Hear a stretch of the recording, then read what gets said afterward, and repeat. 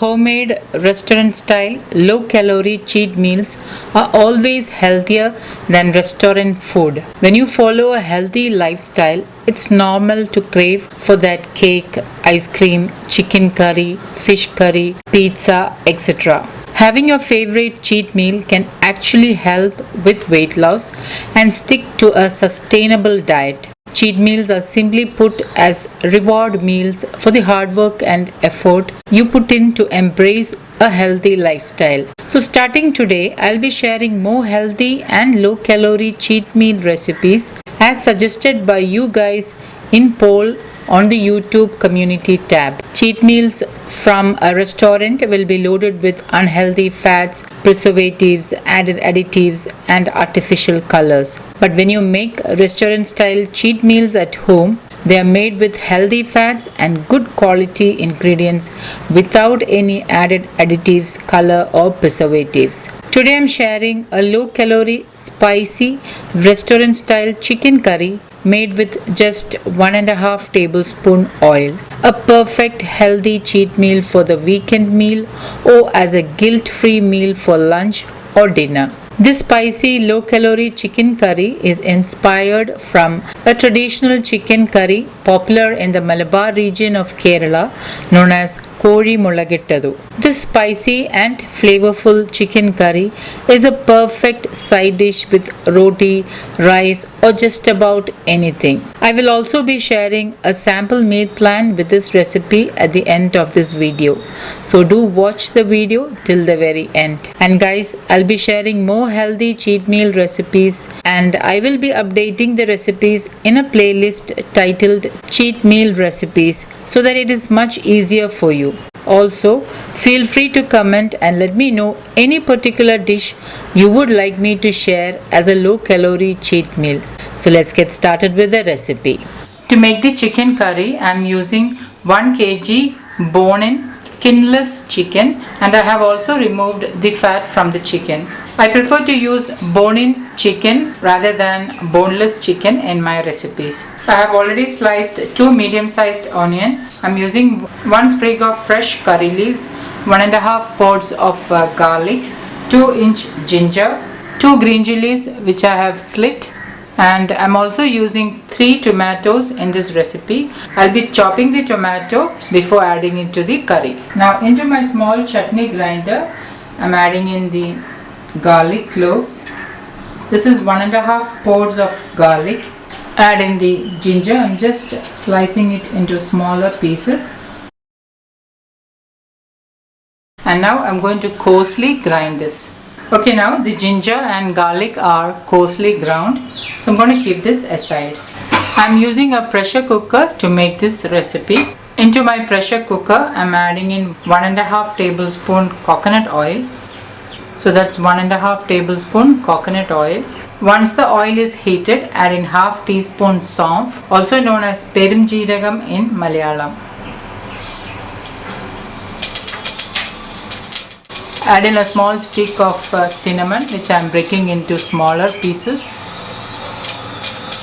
4 to 5 cloves, 4 to 5 cardamom, 1/4 teaspoon whole black peppercorns. Now mix all this well and then add in the sliced onions and the green chilies. Mix this really well and allow the onion to saute and turn light golden brown in color. Stir the onions on and off so that it does not get stick to the bottom of the pan. Add in pink Himalayan salt as needed. Give this a mix. Adding salt to the onions will help the onion cook faster.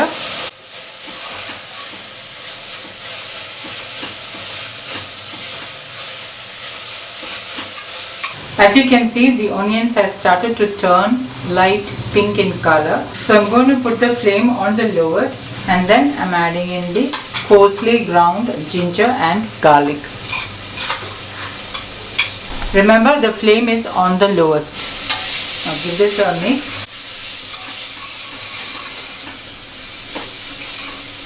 Now the reason why I did not add the coarsely ground ginger and garlic along with the onion is that Once the ginger and garlic is coarsely ground, there is a good chance of it getting stick to the bottom of the pan. So to avoid that, it is always best to add the ginger and garlic once the onion starts to turn light pink and almost getting to that light golden color. Allow the ginger and garlic to get lightly cooked and make sure you stir it more often so that the ginger and garlic does not get stick to the bottom of the pan. And now the onion has started to turn light golden brown in color, and at this stage I'm going to add in the masalas. I'm adding in 1.5 tablespoon of Kashmiri chilli powder,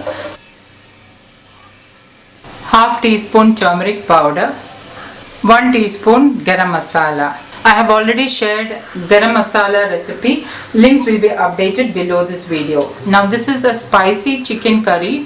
So if you don't want this much spice, you can use 1 tablespoon Kashmiri chilli powder.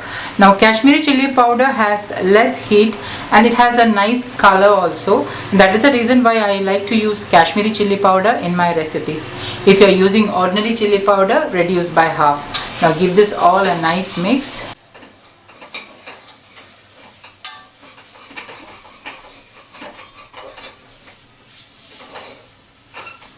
And allow the spices to get lightly roasted for about 30 to 40 seconds so that the raw flavor of the spices are diminished.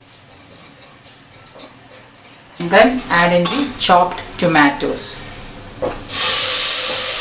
Add in a little bit of water, maybe about 2 tablespoons of water. It will help the pan to deglaze and also help the tomatoes to get cooked. Give this a nice mix. And cover and allow the tomatoes to get cooked. It's about 2 minutes now and let's check on the tomatoes. Just give it a mix. The tomatoes are nicely cooked and it has mashed very well also. And you don't actually need to cook the tomatoes longer in this recipe. And as you can see, oil has started to release out a little bit. At this stage, I'm adding in the chicken pieces. And now give this all a mix, and I have put the flame on medium high now and allow the chicken to get coated in the masala. There is no coriander powder in this recipe. This is a different kind of recipe usually prepared in Malabar region of Kerala. Once the chicken is nicely coated with the masala, lightly fry the chicken in the masala for about 2 to 3 minutes. It's about a minute now, and as you can see, the moisture from the chicken has started to release out. Now I'm going to give this a nice mix. Add in the fresh curry leaves. Give it a stir. Add in some water, about half to 3/4 cup. Give this a mix. Cover the pressure cooker with its lid, and once steam starts to come through the hob, place the weight.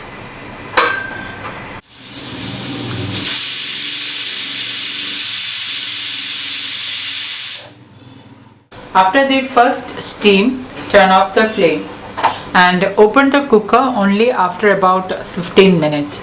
Okay, it's about 15 to 20 minutes now and the cooker has depressurized by itself.